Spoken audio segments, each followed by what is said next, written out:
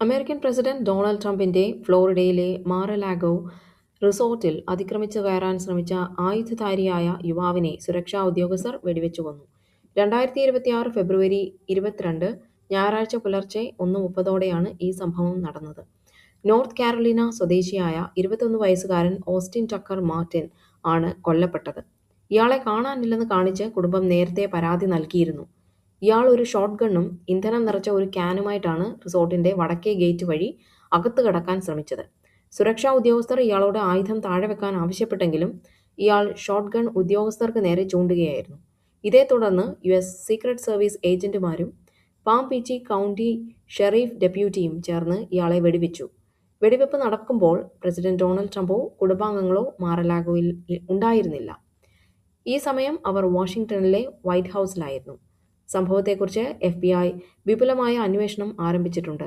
ഇയാളുടെ ലക്ഷ്യം എന്തായിരുന്നുവെന്ന് ഇതുവരെ വ്യക്തമായിട്ടില്ല.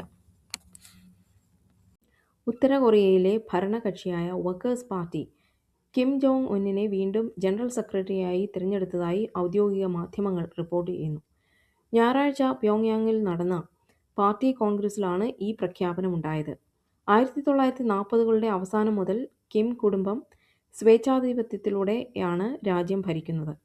ആണവശക്തിയെ കേന്ദ്രീകരിച്ചുകൊണ്ട് കിമ്മിന്റെ നേതൃത്വത്തിന് കീഴിൽ ഉത്തര കൊറിയ തങ്ങളുടെ യുദ്ധപ്രതിരോധ ശേഷി സമൂലമായി മെച്ചപ്പെടുത്തിയതായി ഔദ്യോഗിക വാർത്താ ഏജൻസിയായ KCNA പറയുന്നു.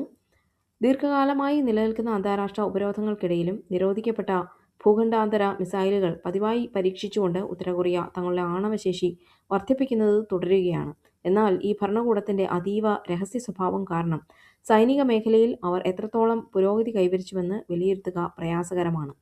ലോകരാജ്യങ്ങളുടെ ഉപരോധങ്ങൾ മറികടന്ന് ഉത്തര കൊറിയ വലിയ തോതിൽ ആണവായുധങ്ങൾ വികസിപ്പിക്കുന്നുണ്ട്.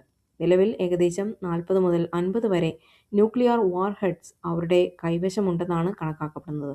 അമേരിക്കയുടെ ഏത് ഭാഗത്തും എത്താൻ ശേഷിയുള്ള വാസോങ് 17, വാസോങ് 18 തുടങ്ങിയ മിസൈലുകൾ അവർ വികസിപ്പിച്ചെടുത്തിട്ടുണ്ട്. ഇവ സോളിഡ് ഫ്യൂവൽ ഉപയോഗിക്കുന്നതിനാൽ വളരെ വേഗത്തിൽ വിക്ഷേപിക്കാൻ സാധിക്കും.